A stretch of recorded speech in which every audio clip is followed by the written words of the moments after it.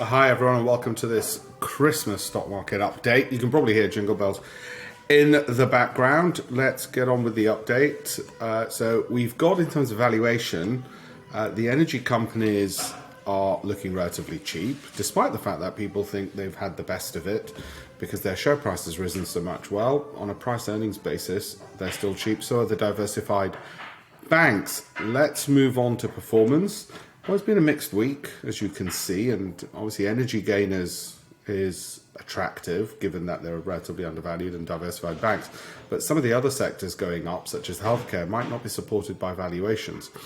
Looking at valuations and price earnings growth ratios, you want those to be below 1.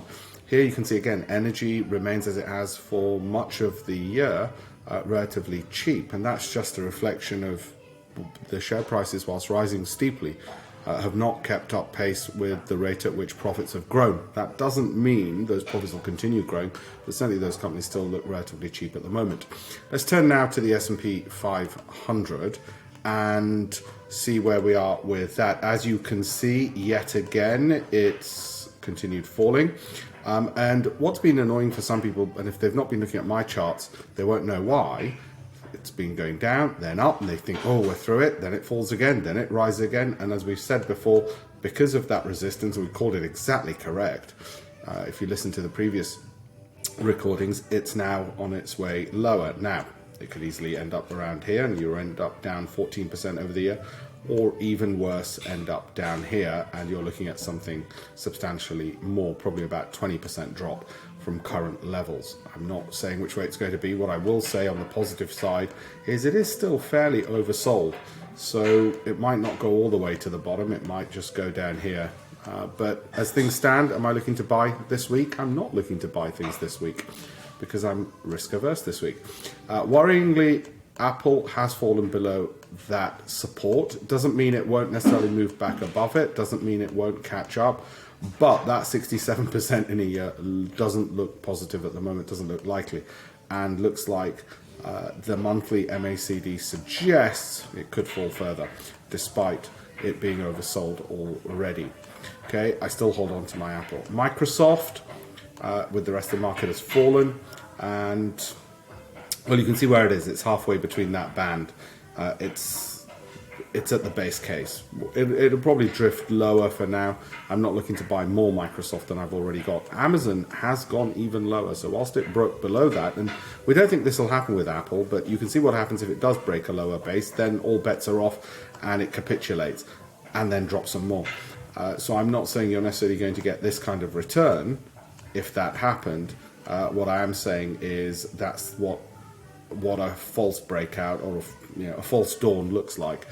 Things start moving up, then they go lower, and that is definitely on the downside. Meta, on the other hand, which everybody hates, has actually kept on track, and if it keeps on track to this, then you're looking at 340% over that period.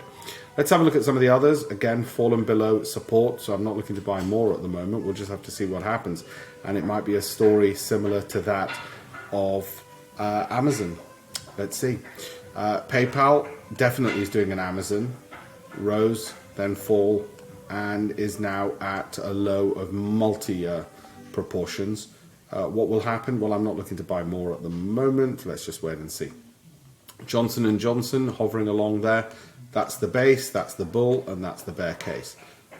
On that, make your own judgment there. Katera, like many energy stocks, has fallen below, and you might say, well, wait a minute, doesn't it mean it's cheap? Well, if you're risk averse, because it's fallen below that support, you're probably not looking to get in yet. If you're risk loving, you might take the view, hang on, those energy stocks look cheap and it's fallen below a base. It's back to where it was at January, what are we now, April levels, so you might get in. For me, I'm gradually getting out of some of these energy stocks which have fallen below their supports and taking the money and running. I'm very much in the risk averse camp at the moment. Halliburton is staying within range, and therefore we're keeping with our targets.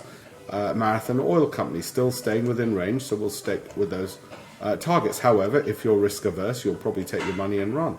Occidental is still within that range, but if you're risk averse, you get out, because you can see that falling and you say, you know what, I'll just take the money. I don't want to trade my investments, but I'm just going to take my money and run in this environment. And you can see what happens when they do fall below.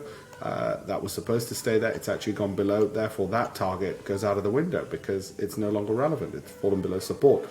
And that suggests it could fall even further. Marathon Petroleum, on the other hand, is still above support. And you would hold to your 60% target for that.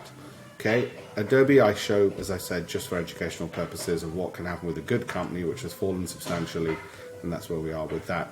Eli Lilly, look at that. That's keeping well on board, and we continue holding those. Actually, it's in my son's junior ISA, is that one.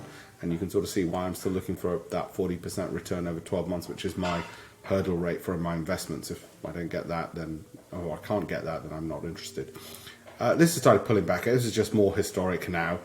We've got some positions in it, but there's not much more to be made at the moment. I'm certainly not projecting towards one spot 35. This is where we are at the moment. With that, we've had a bumper year. Thank you very much. I was expecting it to take 2 years. It's actually taken, about a month to make those kind of ridiculous returns, and it's meant 2022 has been a fantastic year thanks to sterling US dollar. United Health Group. It's at that base. Hopefully it'll hold on to that. Now, if it doesn't, and this drops lower and goes below, then these bets are off. That's not going to happen. So if you're risk averse, you probably wait another week, see what happens, but you know you're on amber alert for that one. Okay? Don't forget, campaign to reach 1 million people, how to invest. Check out that website for lots of free videos, books, articles, every single format on how to become a better investor and what to do with your SIP and ISA, and invites to my webinars, invites to my live talks as well in London coming up in January and in February to come and meet me. Have a look at Campaign for 1 Million, and then look at my Telegram channel to get all of that. Okay, thank you very much. Wishing you all a very happy Christmas. Thank you.